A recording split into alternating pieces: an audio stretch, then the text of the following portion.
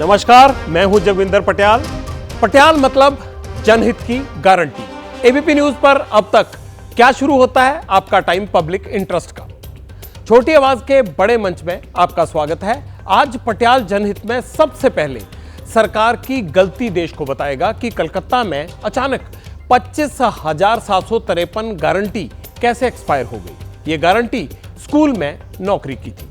पश्चिम बंगाल के school service commission ने यह गारंटी दी थी।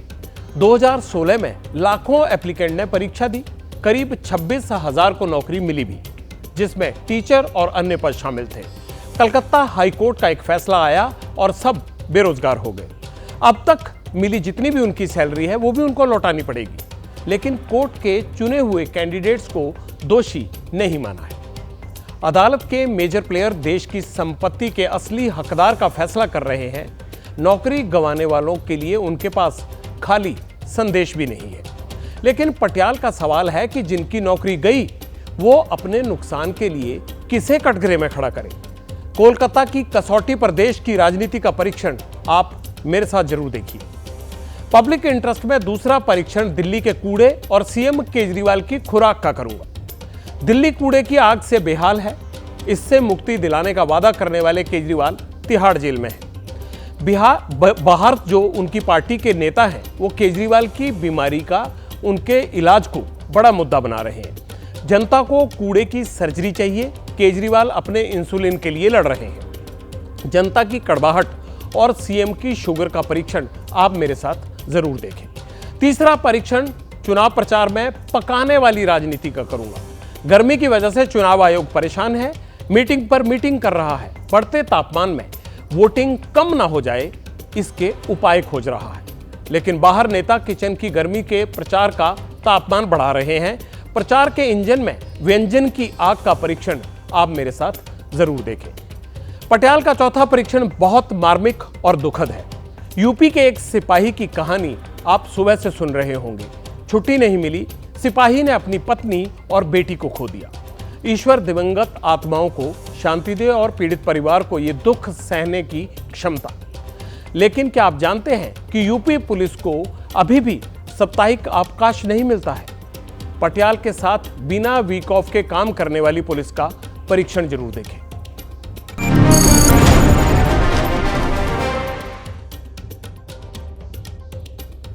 पब्लिक इंटरेस्ट में आज सबसे पहले चुनावी बेला में हजारों नौजवानों के साथ हो रहे खेला का परीक्षण होगा। घटना पश्चिम बंगाल की है, लेकिन इसमें संदेश पूरे देश के लिए है, हर घर के लिए है। देश में लोकसभा चुनाव चल रहे हैं। तमाम पार्टियां और नेता हाथों में नौकरी और रोजगार वाला झुंझुना लेकर घूम रहे हैं। इसी चुनावी शोर के बीच आज कलकत्ता हाईकोर्ट का एक बड़ा फैसला आया, जिसमें कोर्ट ने पश्चिम बंगाल में 8 साल पहले हुई शिक्षक भर्ती को अवैध करार दिया।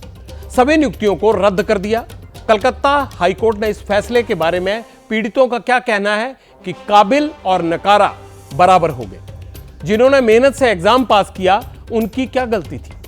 पश्चिम बंगाल में 7-8 साल से नियुक्ति शिक्षकों की नौकरी पर हाईकोर्ट को हथौड़ा चलाने के लिए आखिर क्यों मजबूर होना पड़ा। अब आगे इस मामले में क्या होगा, इन तमाम सवालों के परीक्षण से पहले आप पश्चिम बंगाल शिक्षक भर्ती घोटाले में आज हाईकोर्ट ने क्या फैसला सुनाया वो जान लीजिए। कलकत्ता हाईकोर्ट की 2 जजों की बेंच ने कहा, शिक्षकों और नॉन टीचिंग स्टाफ की सभी नियुक्तियों को अवैध घोषित करते हैं। 2016 में हुई 25,753 नियुक्तियों को रद्द करने का आदेश सुनाया। जिनकी नौकरियां गई उन्हें अब तक की ली गई तनख्वाह लौटानी होगी, वो भी 4 हफ्ते के अंदर और कुल रकम पर 12% ब्याज के साथ। हाईकोर्ट के आदेश के मुताबिक सभी जिलों के डीएम वसूली की कार्रवाई को अंजाम देंगे और जरूरत पड़ने पर मामले की जांच कर रही सीबीआई किसी को भी हिरासत में ले सकती है। मतलब नौकरी तो गई, जितने साल तनख्वाह उठवाई उसका भी हिसाब अब देना पड़ेगा। It has been observed by the division bench. Merit list और रैंकिंग में गड़बड़ी पाई गई थी। खाली ओएमआर शीट्स भी मिली थी। ओएमआर स्कैनिंग का काम ब्लैक लिस्टेड कंपनी को दिया गया था, इसलिए सारी प्रक्रिया को गैर कानूनी मानते हुए पूरी भर्ती को रद्द कर दिया गया है। इस भर्ती में जिन्हें नौकरी मिली उन्हें पैसा रिफंड करना होगा। नए सिरे से प्रक्रिया शुरू करने के लिए ओएमआर स्कैनिंग का नया टेंडर निकाला जाएगा।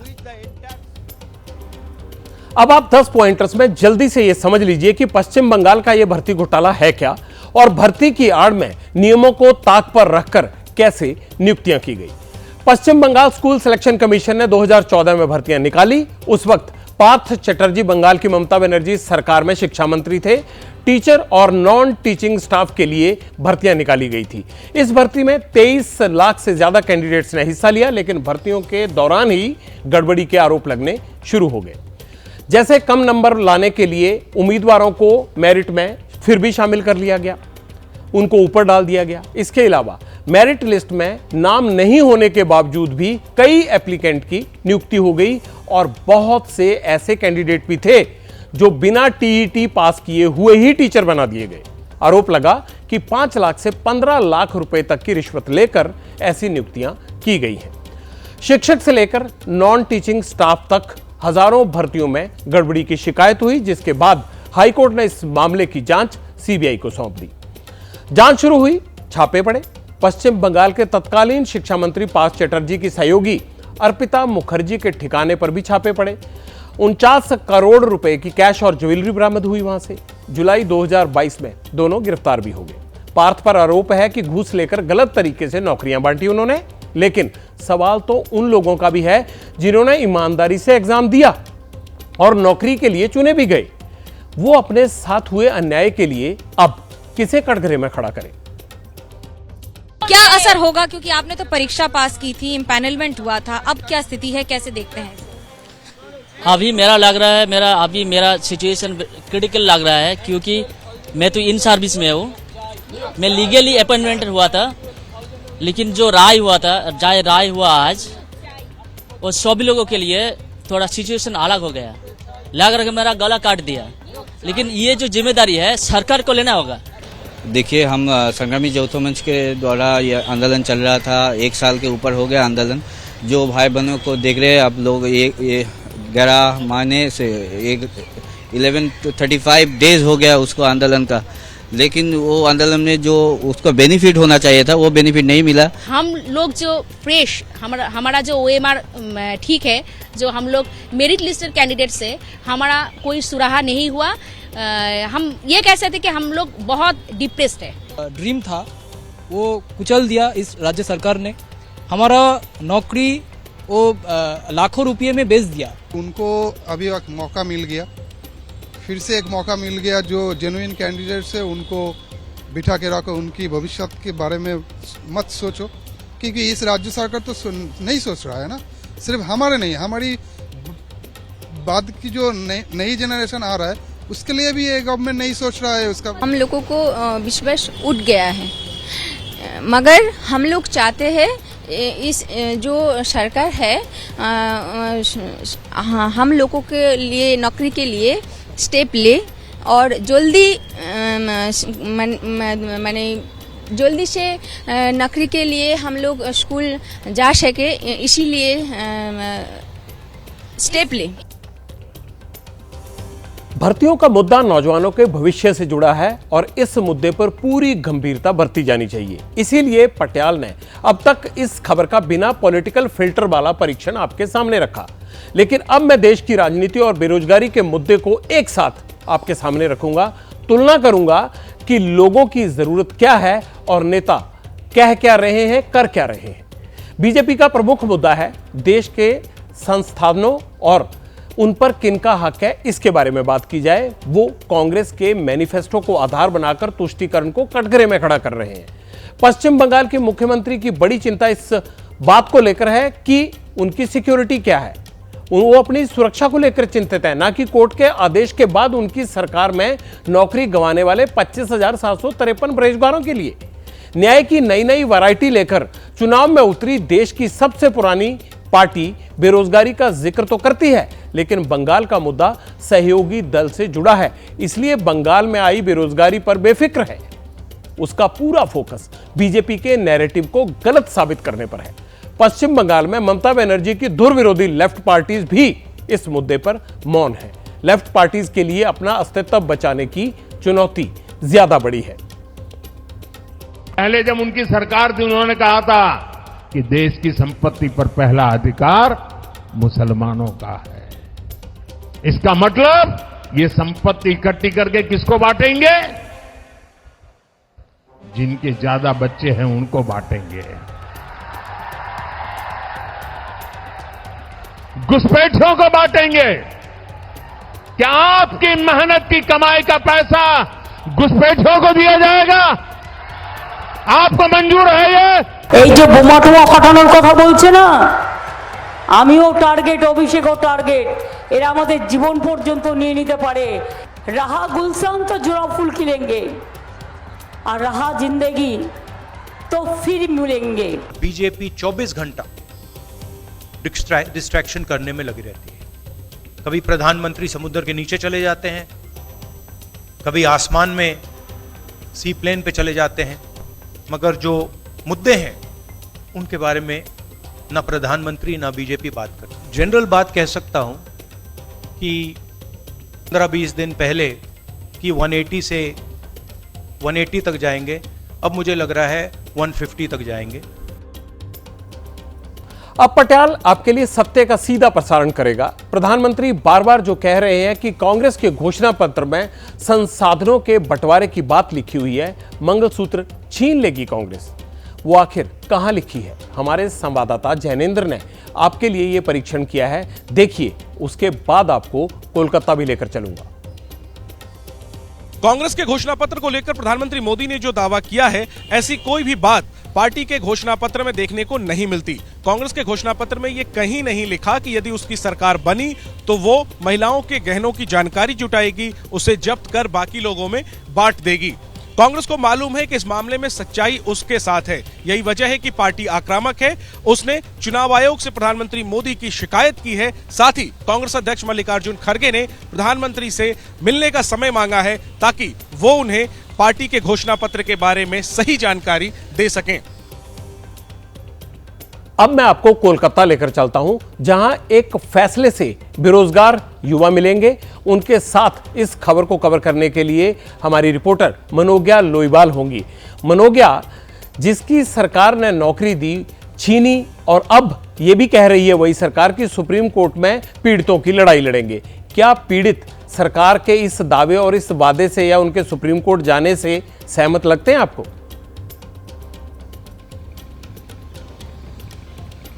बिल्कुल, आपको एक बात बता दूं कि तारीख पर तारीख भले ही एक फिल्म का डायलॉग हो, लेकिन यहाँ पर कुछ लोगों की जिंदगी बदल रहा है, क्योंकि कलकत्ता हाई कोर्ट के ऑर्डर के बाद फिर एक बार तारीख आएगी जब सुप्रीम कोर्ट में जाकर ये समझा जाएगा कि आखिरकार इन एसएससी के एस्पिरेंट्स की और जिनकी नौकरी लगी है उनकी नौकरी आज भी है या नहीं है। राजीव हमारे साथ है। राजीव, कितना बड़ा मुद्दा है ये, क्योंकि अब तो ये भी नहीं पता कि आपकी नौकरी है कि आपको अपनी सैलरी वापस करनी पड़ेगी। देखिए, आज जो राय हुआ है ये मेरे लाइफ के लिए एक बहुत रिस्क है। मेरा लाइफ इन डेंजर है, मेरा लग रहा है, क्योंकि ये तो नहीं, हम लोग का जो एग्जाम दिए थे, मैं एलिजिबल कैंडिडेट हूँ। हम जोर से बता सकते हैं मैं एलिजिबल हूँ। मैं फ्रॉड कोई अलग चीज से इन्वॉल्व नहीं हूँ, ये बता सकता है। लेकिन इतनी अभी लड़ाई करने के बाद जो आज आदेश आया है, इससे खुश हैं कि दुखी हैं कि परेशान हैं? अभी दुखी भी परेशान भी है, क्योंकि हम लोग का एक ही रास्ता है। कोर्ट ने बता दिया कि एसएससी को, स्कूल सर्विस कमीशन को एक ही कंडीशन दिया गया है, जो अभी जो ओएमआर शीट को अपलोड करना होगा सही तरीके से। यही एक रास्ता है हम लोगों को बचने के लिए। ओएमआर का मतलब आपको बता दूं, ऑप्टिकल मार्क रिकॉग्निशन, जिसका मतलब होता है कि आपको कितने नंबर मिले ये शीट में होता है, जो कि शीट कह रही है सरकार है नहीं अभी। 2016 की जो शीट्स होनी है वो उन्हें देनी है, जिससे पता हो कि आपकी नौकरी लगी या नहीं लगी। आज जो ऑर्डर आया है उससे क्या स्थिति होगी आपकी जिंदगी की? हमारा जिंदगी में परेशानी हुआ, मैंने बहुत दुख है। हम लोग भ्रष्टाचार करप्शन का शिकार है। ये जो गवर्नमेंट है, government of waste Bengal, fully corrupted and हम लोग करप्शन का शिकार हुआ। ममता बनर्जी तो कह रही है कि ये बीजेपी की साजिश है और आप लोग सब बीजेपी को प्रमोशन करते हैं यहाँ पर या इस तरह का आंदोलन करते हैं, इसमें कितनी सच्चाई है? नहीं, बीजेपी के साथ हमारा बहुत दूर तक रिलेशन नहीं है। हम लोग, हमारा मेधा के हम लोग नौकरी मिला। एक गवर्नमेंट किसी का चक्रांत नहीं है, ओनली चक्रांत is corruption. This government of waste Bengal fully corrupted. हम लोगों को साथ 9, 10, 11, 12 एंड विद्यालय की हर group C and group D 2016 का जो पैनल, जिसका 25,000 753 जो लोगों का टुडे महामान्य हाई कोर्ट जो रिजेक्ट कर दिया वो पैनल को, ये हम लोग टोटली करप्शन का शिकार है। गवर्नमेंट ऑफ वेस्ट बंगाल ये मैन्युफैक्चर मैनिपुलेटेड एक करप्शन का शिकार है। हम लोग दुखी है, हमारा परिवार दुखी है, हम लोग परेशान है। कई लोगों को बोला है कि उनको अब अपनी सैलरी भी वापस करनी पड़ेगी 1 महीने में, जितनी उनको मिली है 2019 से लेकर अभी तक। कैसे होगा ये संभव? ये तो कैसे होगा, हाई कोर्ट बोलना पड़ेगा, हम तो नहीं बोल सकते। ये तो संभव नहीं है। वो 5 साल और 6 साल का चाकरी किया, उसका जो सैलरी 4 वीक में देना होगा, ये कैसे मुमकिन होगा मुझे नहीं पता। आप भी कई लोगों के साथ आंदोलन कर रहे हैं, बाकी सारे जो यौथ मंच बना रखे हैं उसमें सब साथ में आ रहे हैं। क्या ये आंदोलन राजनीतिक है या फिर लग रहा है कि ये सरकार के खिलाफ ही एक आंदोलन है या नीतियों के खिलाफ? पहले बात ये बोलना चाह रहे हैं कि we have the right to protest, क्योंकि हम इंडियन है, citizen of India, and we have the all right to protest. So हम सरकारी कर्मचारी है और हम लोगों का मांग जो है, हम लोगों का जो डिमांड है, इसलिए संग्रामी यौथ मंच गढ़ उठा है। पिछले 11 माह 1 साल 2 मंथ हो गया। बहुत सारे लोग आपके साथ मौजूद हैं, करे कोई और भरे कोई। हम ये सुन रहे हैं, इनकी बात तकलीफ भी हो रही है। इतने साल बाद ना सिर्फ नौकरी जा रही है, बल्कि जो इन्होंने तनख्वाह ली है अब तक, वो भी इनको सरकार को लौटानी पड़ेगी। तो ये वाकया ही सरकारों पर या जो भ्रष्टाचारी नेता हैं उन पर सवालिया निशान लाता है। उनको इनकी नौकरी खाने का कोई अधिकार नहीं। इसमें बहुत से काबिल कैंडिडेट जो हैं, उनकी भी नौकरी नाकाबिल लोगों के चक्कर में चली गई।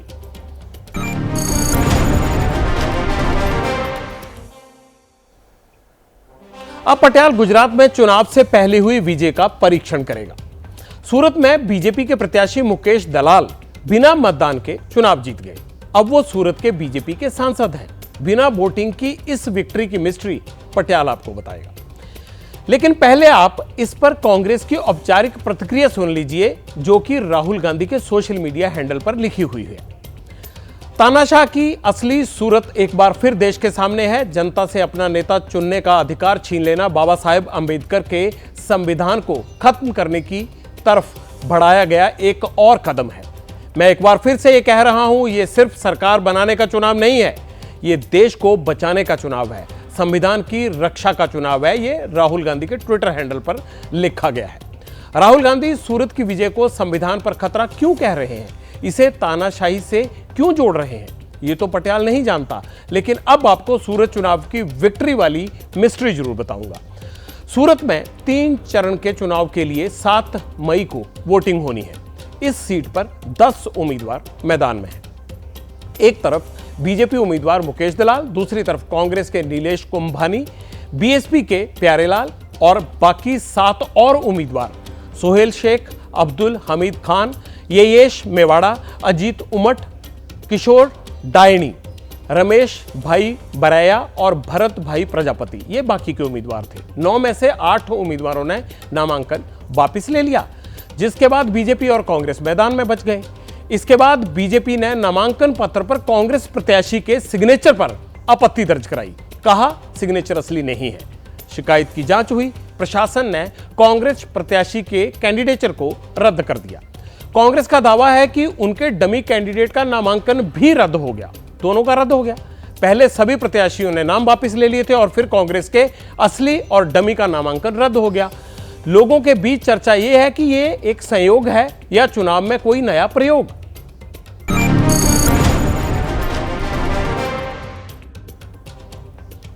अब पटियाला राजनीतिक कचरे में दबती हुई दिल्ली का परीक्षण करेगा। इस टेस्ट के लिए मैंने 2 बड़ी खबरों को अपना आधार बनाया है। पहली तस्वीर दिल्ली के मुख्यमंत्री अरविंद केजरीवाल की है। लिकर स्कैम में अरेस्ट अरविंद केजरीवाल 1 अप्रैल से तिहाड़ जेल में बंद है। केजरीवाल डायबिटिक हैं और डे 1 से उनकी शुगर सियासत का सेंटर में है। केजरीवाल कहते हैं कि उन्हें तिहाड़ जेल में इंसुलिन नहीं दी जा रही है। तिहाड़ जेल प्रशासन कहता है कि केजरीवाल की शुगर एकदम दुरुस्त है। एम्स के डॉक्टर लगातार उनकी जांच कर रहे हैं। टीम केजरीवाल कहती है बीजेपी, ईडी और एलजी सब मिले हुए हैं। केजरीवाल को जेल में मारने की साजिश है। बीजेपी कहती है कि यह बेल लेने का बहाना है। कोर्ट ने केजरीवाल की अर्जी पर क्या फैसला दिया, मैं आपको यह बताऊं उससे पहले दूसरी तस्वीर पर जरा गौर कर लीजिए। यह तस्वीर दिल्ली और यूपी की सीमा पर गाजीपुर लैंडफिल की है। इसमें आग लगी और आग तो तकरीबन बुझ गई है अब, लेकिन सियासत पर अंगारे खूब उबल रहे हैं। कूड़े के ढेर में लगी आग पर बीजेपी और आम आदमी पार्टी एक दूसरे के आमने सामने आ गए हैं। क्या वजह है इसकी? दिल्ली में कचरे वाली राजनीति का परीक्षण करूंगा, लेकिन उससे पहले कोर्ट ने इंसुलिन के मुद्दे पर केजरीवाल को जो झटका दिया है उसका परीक्षण करना बहुत जरूरी है। केजरीवाल ने ईडी की कोर्ट में प्राइवेट डॉक्टर से चेकअप की अर्जी दी थी, वो आज खारिज हो गई। तिहाड़ जेल में सीएम केजरीवाल का हेल्थ चेकअप एम्स के डॉक्टर ही करेंगे। इसके लिए एम्स के डॉक्टर्स का पैनल बनेगा, जिसके हेड एम्स के डायरेक्टर होंगे। एम्स का यही पैनल तय करेगा कि केजरीवाल को शुगर कंट्रोल के लिए इंसुलिन दी जाए या नहीं। दिल्ली के सीएम ने कोर्ट में यह अर्जी लगाई थी कि वीडियो कॉन्फ्रेंसिंग के जरिए उनकी डॉक्टर से नियमित मुलाकात कराई जाए, साथ ही इंसुलिन भी दिया जाए। केजरीवाल ने अपनी याचिका में यह मांग भी की थी कि उनकी पत्नी सुनीता की मौजूदगी में उन्हें डॉक्टर से नियमित 15 मिनट की मुलाकात की सुविधा मिले। केजरीवाल के शुगर और इंसुलिन पर उनकी पार्टी का ब्लड प्रेशर काफी बढ़ा हुआ है। 12 साल से इंसुलिन ले रहे हैं, 50 यूनिट हर रोज लेते हैं, लेकिन जेल में इंसुलिन नहीं देंगे। मारना चाहते हैं ये लोग दिल्ली के मुख्यमंत्री को। आप दिल्ली छोड़िए, आप देश छोड़िए, आपको पूरी दुनिया में एक ऐसा डॉक्टर नहीं मिलेगा जो आपको कहेगा कि अगर 300 के ऊपर शुगर लेवल है तो इंसुलिन के बिना भी काम चल जाएगा। किसी को दवाई की जरूरत है तो उसे दवाई मिलनी चाहिए। ऐसी क्रूरता तो अंग्रेजों के जमाने में भी नहीं होती थी। आप अगर इस डाइट चार्ट को देखने जाइए तो ये किसी डायबिटोलॉजिस्ट ने नहीं बनाया, ये मात्र एम्स के न्यूट्रिशन डिपार्टमेंट, डायटेटिक्स डिपार्टमेंट से एक स्टैंडर्ड डाइट चार्ट ईडी उठा के ले आए। भारतीय जनता पार्टी की ईडी और भारतीय जनता पार्टी का तिहाड़ प्रशासन कोर्ट को गुमराह करने की कोशिश कर रहा है। केजरीवाल को जेल में इंसुलिन नहीं दी जा रही। एक हफ्ते से इसे मुद्दा बनाकर आम आदमी पार्टी हंगामा कर रही है। इंसुलिन के सियासी एपिसोड के बीच आज कोर्ट ने क्या कहा? अब मैं आपको कोर्ट की 10 बड़ी बातें बताता हूं। कोर्ट ने कहा, सीएम केजरीवाल को अपने डॉक्टर से परामर्श की इजाजत नहीं मिलेगी। तिहाड़ जेल प्रबंधन की जिम्मेदारी होगी कि जेल में अरविंद केजरीवाल की सेहत का पूरा ख्याल रखा जाए, जरूरी मेडिकल सुविधा उनको दी जाए। अरविंद केजरीवाल को सेहत के बारे में अगर किसी स्पेशल एडवाइस की जरूरत है तो इसके लिए तिहाड़ जेल प्रबंधन एम्स के मेडिकल बोर्ड से सलाह लेगा। अरविंद केजरीवाल की सेहत और मेडिकल जरूरतों के मद्देनजर अगर जरूरी होगा तो एम्स डॉक्टरों का बोर्ड डाइट और एक्सरसाइज का प्लान तैयार करेगा। जरूरत के मुताबिक एम्स का मेडिकल बोर्ड अरविंद केजरीवाल से जेल में मिलकर उनका हेल्थ चेकअप भी करेगा। केजरीवाल को घर से बना खाना मिलता रहेगा, लेकिन यह खाना उनके प्राइवेट डॉक्टर के डाइट चार्ट और 1 अप्रैल को दिए गए कोर्ट ऑर्डर के मुताबिक होना चाहिए। जेल अथॉरिटीज सुनिश्चित करेंगी कि केजरीवाल को मिलने वाला खाना डॉक्टरों की सलाह के मुताबिक ही हो। अगर केजरीवाल इसका पालन नहीं करते हैं तो जेल अथॉरिटीज तुरंत कोर्ट को बताएंगी। एम्स का मेडिकल बोर्ड जल्द से जल्द कोर्ट में अपनी रिपोर्ट सौंपेगा। रिपोर्ट में बोर्ड इस पर भी अपनी राय देगा कि केजरीवाल को अभी इंसुलिन की जरूरत है या नहीं। अगर केजरीवाल को सेहत को लेकर भविष्य में किसी स्पेशलिस्ट की जरूरत पड़ती है तो जेल अथॉरिटीज मेडिकल बोर्ड के सलाह लेकर इस पर फैसला करेंगी। तिहाड़ जेल अथॉरिटीज अरविंद केजरीवाल की रिपोर्ट पर हर 15 दिन में कोर्ट को अपनी रिपोर्ट सौंपेगी या अपनी रिपोर्ट के बारे में अवगत कराएगी। आज केजरीवाल की एक चिट्ठी भी चर्चा का विषय बनी हुई है जो उन्होंने तिहाड़ जेल के अधिकारियों के बारे में लिखी थी। पटियाल आपको इस चिट्ठी का वर्बेटम सुनाएगा। मैंने अखबार में तिहाड़ प्रशासन का बयान पढ़ा। बयान पढ़कर दुख हुआ। तिहाड़ प्रशासन के दोनों बयान झूठे हैं। मैं तिहाड़ जेल में रोज इंसुलिन मांग रहा हूं, लेकिन ग्लूकोमीटर की रीडिंग दिखाकर बताया भी कि दिन में 3 बार शुगर बहुत हाई जा रहा है। 250 से 320 के बीच में जाता है शुगर। एम्स के डॉक्टरों ने भी नहीं कहा कि चिंता की कोई बात नहीं है। एम्स के डॉक्टरों ने कहा वो डाटा और हिस्ट्री देखकर बताएंगे। तिहाड़ का प्रशासन राजनीतिक दबाव में झूठ बोल रहा है, यह अरविंद केजरीवाल का कहना है। दबाव किसका है? कौन दबाव डाल रहा है? यह जांच का विषय हो सकता है, लेकिन केजरीवाल की शुगर और इंसुलिन पर कैसी राजनीतिक बमबारी हो रही है, अब इसकी गंभीरता भी देख लीजिए।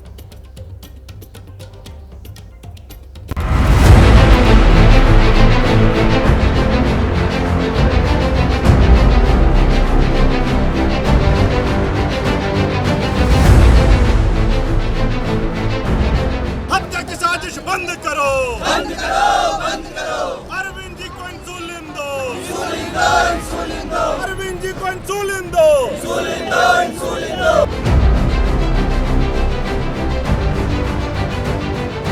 जो बार बार कहा जा रहा था कि तिहाड़ में स्पेशलिस्ट है, अरविंद केजरीवाल झूठ बोल रहे हैं, ये बात साबित हो गई कि तिहाड़ में कोई स्पेशलिस्ट नहीं था और भारतीय जनता पार्टी और केंद्र सरकार झूठ बोल रही है। इस मसले के ऊपर केवल और केवल नौटंकी कर रहे हैं। और अगर उनका शुगर लेवल ज़्यादा होता तो आप सोचिए, क्या कोई आदमी 3-3 बार आम खाता है, एक दिन में 3 बार केले खाता है, कोई आदमी पूड़ी छोले खाता है, जिसकी शुगर लेवल बड़ी वो लड्डू मीठे खाता है।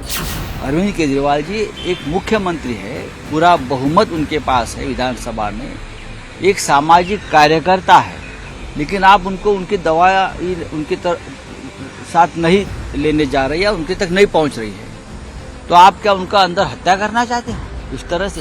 अरविंद केजरीवाल जी को इंसुलिन ना मिल सके, इसके लिए पूरा षड्यंत्र रच रहा है। अब ये कहीं ना कहीं बड़ी एक षड्यंत्र है कि हम किसी रंग से सिंपैथी ले लें, किसी कारण से चुनाव सिर पर हैं, कोई तो हमारा फुटहोल बने, नहीं तो लोग हमको भ्रष्टाचारी चोर करना शुरू हो गए हैं, तो हमको कुछ न कुछ ऐसा करना है जिससे हमारे प्रति कुछ सिंपैथी बन पाए। अब पटियाला अपने दर्शकों को यह बताएगा कि जेल में इंसुलिन वाले विवाद की जड़ कहां पर है। 18 अप्रैल को ईडी ने राउज एवेन्यू कोर्ट में यह कहा था कि अरविंद केजरीवाल डायबिटिक हैं, फिर भी वो जानबूझकर रोज जेल में मिठाई खा रहे हैं जिससे वो बीमार पड़ जाएं और उन्हें मेडिकल ग्राउंड पर बेल मिल जाए। जवाब में केजरीवाल ने कोर्ट को बताया कि उनके पास जेल में कुल 48 बार घर का खाना आया, उसमें से इन्होंने मिठाई और फल की मात्रा उनकी डाइट के मुताबिक ही थी। 20 अप्रैल को तिहाड़ जेल प्रशासन ने कहा कि एम्स के डॉक्टरों के सामने केजरीवाल ने इंसुलिन का मुद्दा नहीं उठाया। आम आदमी पार्टी ने एम्स की डाइटिशियन पर सवाल उठाए और यह कहा कि डाइटिशियन एमबीबीएस डॉक्टर ही नहीं है। जेल प्रशासन ने दावा किया कि 21 अप्रैल को 40 मिनट वीडियो कॉन्फ्रेंसिंग हुई। एम्स के पैनल ने केजरीवाल को इंसुलिन का पूरा परामर्श दिया। केजरीवाल को इंसुलिन की जरूरत नहीं है। आम आदमी पार्टी ने कहा अरविंद केजरीवाल को उनको टाइप 2 डायबिटिक के पेशेंट हैं, वो 22 साल से वो इंसुलिन ले रहे हैं, बिना इंसुलिन के उन्हें धीमी मौत दी जा रही है। बीजेपी कहती है कि टीम केजरीवाल नौटंकी कर रही है। उनसे वीडियो कॉन्फ्रेंसिंग का मकसद सिर्फ यही था कि उनको जो एक्सपर्ट ओपिनियन किसी स्पेशलिस्ट से मिलनी थी वो उन डॉक्टर साहब से मिल जाती। अब उनसे ना मिले, एम्स के मेडिकल बोर्ड से मिल जाए जिसमें स्पेशलिस्ट हो, कोई फर्क नहीं पड़ता। उससे क्या फर्क पड़ता है? स्पेशलिस्ट होना चाहिए। आतिशी जी तो उन लोगों का पब्लिक में जो उनकी परसेप्शन बन गई है, लोगों को पता लग गया भ्रष्ट हैं, करप्ट हैं। अब जो लोगों से वोट मांगने जाते हैं तो लोग कहते हैं तुमने हमारे बच्चों को नशा पिरोसा है, तुमने हमारे बच्चों को नशेड़ी बनाकर पैसे बनाए हैं। अब ये बार बार उस मुद्दे को बदलना चाहते हैं। देखिए एम्स के डॉक्टर्स से अच्छा तो पैनल नहीं हो सकता है। सीएम उनको मैं समझता हूँ बेस्ट पैनल के लिए भी जेल ने लिखा है। शुगर ही नहीं, दिल्ली में कूड़े पर भी सियासत अंगारे उगल रही है। रविवार रात 8 बजे का वक्त था, एक घटना हुई। गाजीपुर लैंडफिल में कूड़े के पहाड़ में आग लग गई, आसपास धुआं छा गया। अब मैं 2 दिन पुराना बयान आपको सुनाता हूं जिसमें आपको दिल्ली में कूड़े वाली राजनीति का इतिहास पता चलेगा।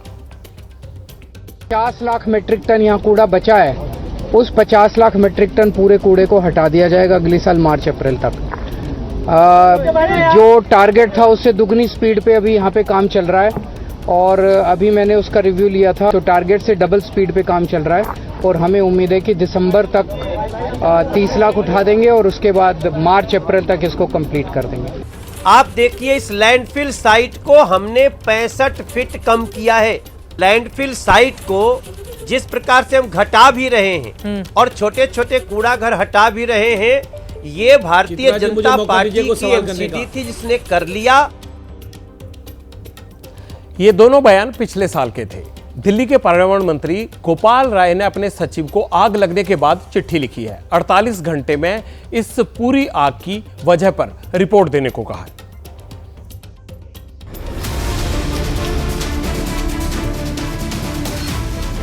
देखिए, भारतीय जनता पार्टी का काम सिर्फ आरोप लगाना है। नगर निगम 15 साल उनके हाथ में रही और तब यहाँ पर कोई काम क्यों नहीं हुआ।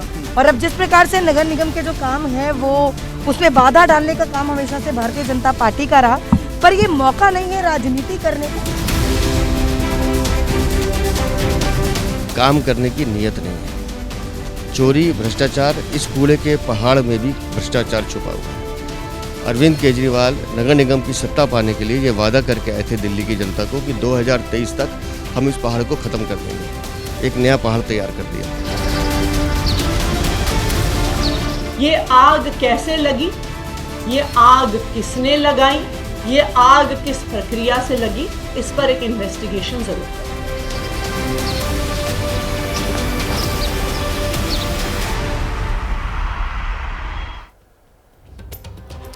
ये दोनों खबरें जो थी ये आज दिल्ली की सियासत में पूरी तरह छाई रही। एक मुद्दा था अरविंद केजरीवाल की सेहत और इंसुलिन से जुड़ा हुआ, और दूसरा मुद्दा क्या था? दूसरा मुद्दा था गाजीपुर के कूड़े की ढेर में लगी आग। और इन दोनों मुद्दों पर कांग्रेस और बीजेपी के नेता दिन भर सियासी तौर पर आपस में लड़ते रहे।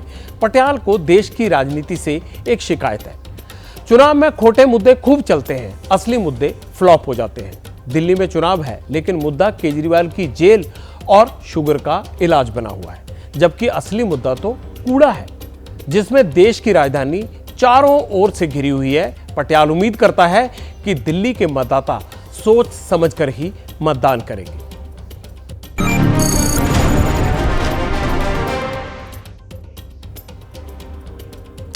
अब पटियाल बिना वीक के ड्यूटी करने वाले पुलिस वालों पर अत्याचार का परीक्षण करेगा। यूं तो पुलिस को कानून का रखवाला कहा जाता है, लेकिन बॉस की लापरवाही कहें या सिस्टम की खामी, यूपी के जालौन में एक पुलिस वाला अपने ही परिवार को नहीं बचा पाया। स्क्रीन पर आप दो तस्वीरें देख पा रहे होंगे। पहली तस्वीर यूपी के जालौन की दर्दनाक कहानी है। जालौन के रामपुर थाने में काम कर रहे कांस्टेबल विकास निर्मल की पत्नी गर्भवती थी। डिलीवरी का वक्त नजदीक था। प्लान था कि छुट्टी लेकर डिलीवरी के लिए पत्नी को आगरा लेकर जाएंगे और एक अच्छे अस्पताल में वहां पर उनको एडमिट करवाएंगे। विकास ने कई बार छुट्टी की गुहार लगाई, छुट्टी नहीं दी गई। विकास डिलीवरी के वक्त अपनी पत्नी के पास मैनपुरी नहीं पहुंच सके। डिलीवरी का वक्त करीब आया तो विकास के घरवाले मैनपुरी के कुरावली में सरकारी अस्पताल में ले गए उनकी पत्नी को। सरकारी अस्पताल में उनकी पत्नी को वो सुविधा नहीं मिली जो चाहिए थी, एडमिट नहीं करा सकते थे वहां पर। वहीं एक प्राइवेट हॉस्पिटल था, इसलिए वहां पर एडमिट करवा दिया उन्होंने। मां ने एक बेटी को जन्म दिया, लेकिन बेटी की मौत हो गई। मां की हालत बिगड़ गई। परिवार वाले मां बेटी को लेकर आगरा चले। रास्ते में मां ने भी दम तोड़ दिया। छुट्टी मिल जाती तो वक्त रहते विकास अपनी पत्नी को आगरा के अच्छे अस्पताल में भर्ती करवा देते तो शायद उनका परिवार उनके पास होता। लेकिन अब कहा यह जा रहा है कि छुट्टी नहीं मिली, इसीलिए विकास ने अपना परिवार खो दिया। अब इस समस्या का दूसरा पहलू देखिए। यूपी पुलिस में काम करने वालों के लिए छुट्टी कितनी मुश्किल चीज है। पटियाल ने इस समस्या के बारे में और पड़ताल की तो पता यह चला कि उत्तर प्रदेश में पुलिस को वीक ऑफ नहीं मिलता है। मतलब वो सामान्य स्थिति में भी 24 घंटे 7 दिन काम करते हैं।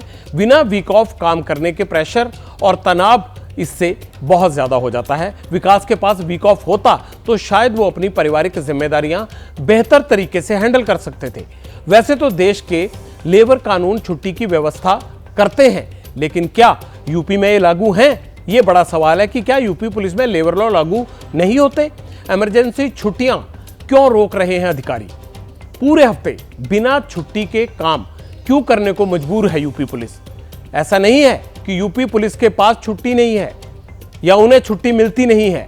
यहां छुट्टी का सिस्टम क्या है अब वो भी जान लेते हैं। यूपी पुलिस में 30 EL यानी अर्न लीव ले सकते हैं, लेकिन इसके अलावा जो है वो 30 कैजुअल लीव भी होती है। सिस्टम और भी चीजों की इजाजत देता है और उसमें मेडिकल लीव की भी व्यवस्था है। पूरी नौकरी के दौरान 180 दिन की मेडिकल लीव ले सकते हैं। इसके अलावा कोई छुट्टी नहीं होती है। पैटर्निटी लीव नहीं मिलती, त्योहारों की छुट्टी भी नहीं मिलती, वीक ऑफ तो खैर मिलता ही नहीं है। यह तो बात सारी छुट्टियों की समस्या इससे भी बड़ी है। हर दिन यूपी पुलिस में काम करने वाले ओवरटाइम भी कर रहे हैं। विकास के नुकसान की भरपाई तो नहीं हो सकती, ईश्वर उनको इस दुख को सहने की क्षमता दे और दिवंगत परिवार को शांति। लेकिन यहाँ पटियाल ईश्वर से एक और प्रार्थना करना चाहता है, और वो ये प्रार्थना है कि नीति बनाने वालों को सद्बुद्धि दे कि वो बिना वीक ऑफ के ड्यूटी का सिस्टम खत्म करें।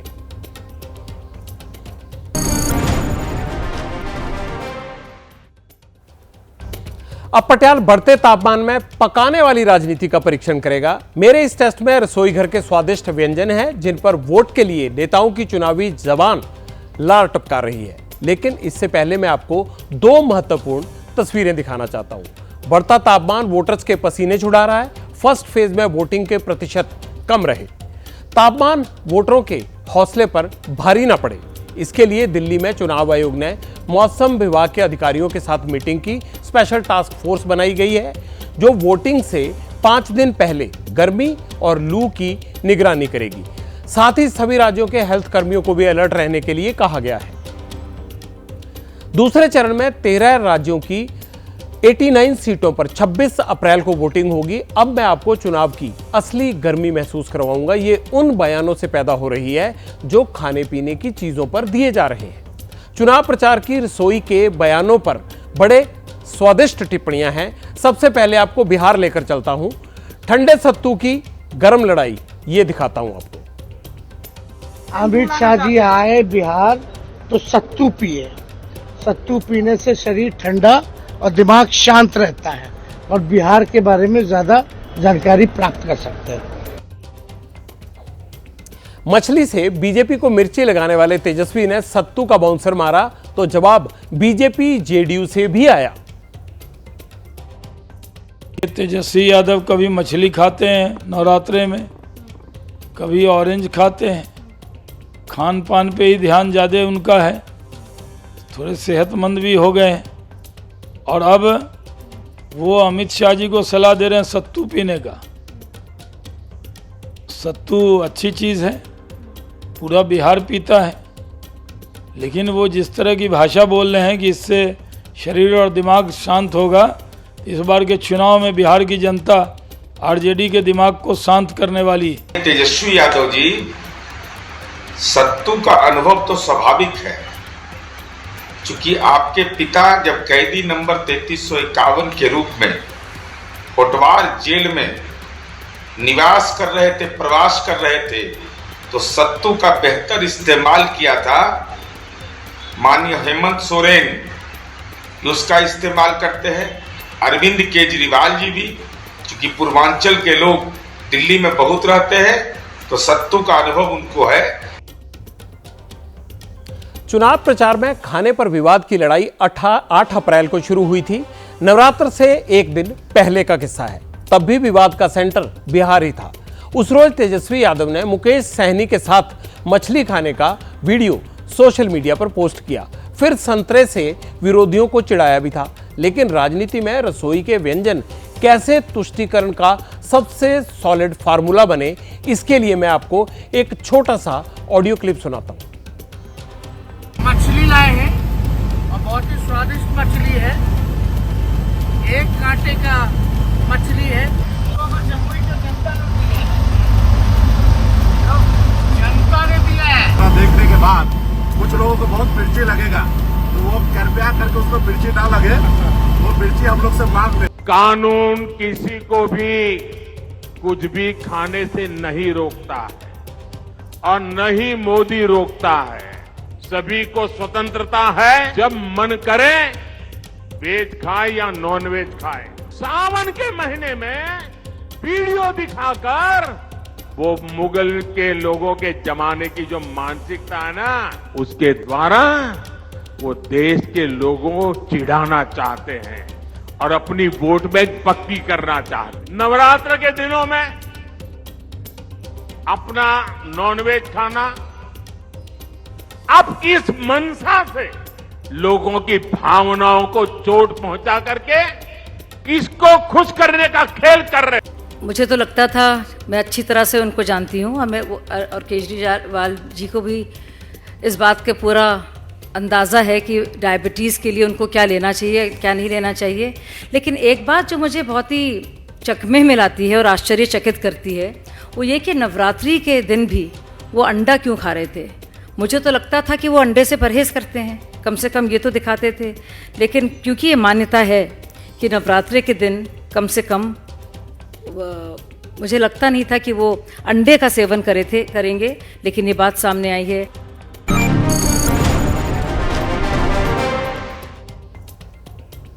पब्लिक इंटरेस्ट में अब बात पब्लिक के पॉलिटिकल इंटरेस्ट की कर लेते हैं। तेलंगाना आंध्र प्रदेश में रईस उम्मीदवारों के नाम सामने आए हैं। ये आज की बड़ी पॉलिटिकल खबर है। तेलंगाना की महबूबनगर सीट से बीजेपी की राष्ट्रीय उपाध्यक्ष और उम्मीदवार डीके अरुणा के पास करीब 67 करोड़ रुपए की संपत्ति है। आंध्र प्रदेश के गुंटूर से टीडीपी के पेमासानी चंद्रशेखर के पास उनकी जो कुल संपत्ति है करीब 5,599 करोड़ रुपए की घोषित की है उन्होंने। कडप्पा सीट पर कांग्रेस की वाईएस शर्मिला रेड्डी ने अपनी संपत्ति 182 करोड़ रुपए बताया है। हैरानी की बात यह है कि इन्होंने अपने पॉलिटिकल दुश्मन और अपने भाई वाईएस जगन रेड्डी के करीब 83 करोड़ रुपए का कर्ज लिया हुआ है। तेलंगाना के चबेल्ला से बीजेपी उम्मीदवार कोंडा विश्वेश्वर रेड्डी ने अपनी संपत्ति 4,568 करोड़ रुपए की घोषित की है। तो ये वो सब उम्मीदवार हैं जिन्होंने अपनी संपत्ति बहुत बड़ी दिखाई है, या ये कह लीजिए कि जो बहुत ज्यादा अमीर हैं। आज चुनाव आयोग में ममता बनर्जी के खिलाफ एक शिकायत दी गई है। बीजेपी के प्रतिनिधि मंडल ने ये शिकायत दी है। शिकायत में कहा गया है कि उन्होंने रामनवमी के बारे में आपत्तिजनक बयान दिए हैं, आम लोगों को धमकी भी दी है, इस तरह की शिकायत दी गई है। और आगे कांग्रेस ने बिहार की 5 लोकसभा सीटों पर अपनी लिस्ट जारी कर दी है। महाराजगंज सीट से प्रदेश अध्यक्ष अखिलेश प्रसाद यादव के बेटे आकाश सिंह को टिकट दिया गया है। मुजफ्फरपुर से अजय निषाद को टिकट दिया गया है। समस्तीपुर सीट से सन्नी हजारी को टिकट दिया गया है। और कांग्रेस की ये लिस्ट जो है वो बिहार में जारी हुई है। जैसे जैसे अगले चरणों की तरफ चुनाव बढ़ रहा है, पार्टियां अपने अपने उम्मीदवार घोषित कर रही हैं। अब एक बड़ी खबर आ रही है इस वक्त, और वो आ रही है अलीगढ़ से। और अलीगढ़ से खबर ये आ रही है कि पहली बार वहां पर अलीगढ़ मुस्लिम यूनिवर्सिटी में एक ऐतिहासिक कदम उठाया गया है। पहली बार महिला को वाइस चांसलर लगाया गया है। ये पहला मौका है जब किसी महिला को अलीगढ़ मुस्लिम यूनिवर्सिटी में वाइस चांसलर लगाया गया है। नईमा खातून वहां पर वाइस चांसलर बनाई गई हैं और इससे पहले शायद कभी भी एएमयू के इतिहास में ऐसा नहीं हुआ है। यानी हम ये कह सकते हैं कि पहली बार कोई महिला वाइस चांसलर बनी है और इन प्रोफेसर का नाम है नईमा खातून, जिनको अलीगढ़ मुस्लिम यूनिवर्सिटी का नया वाइस चांसलर बनाया गया है। अब न्यूज यू कैन यूज, जिंदगी को आसान बनाने वाली खबर। जोमैटो से खाना मंगाना अब आपको महंगा पड़ेगा, है ना दिक्कत की बात। जोमैटो ने प्लेटफॉर्म फीस बढ़ा दी है। हर ऑर्डर पर 25% प्लेटफॉर्म चार्ज बढ़ाया गया है। यानी हर ऑर्डर पर 4 की बजाय अब 5 रुपए प्लेटफॉर्म चार्ज देना होगा आपको। बढ़े हुए चार्ज 20 अप्रैल से लागू हो जाएंगे। कंपनी ने 1 साल में दूसरी बार प्लेटफॉर्म चार्ज को बढ़ाया है। तो इस तरह से आपका खाना महंगा हो सकता है। चलिए, पब्लिक इंटरेस्ट में आज इतना ही। कल रात 9 बजे फिर आपकी खबरों के साथ होगी मुलाकात यहीं पब्लिक इंटरेस्ट में, लेकिन एबीपी न्यूज पर खबरों का सिलसिला लगातार जारी है। नमस्कार।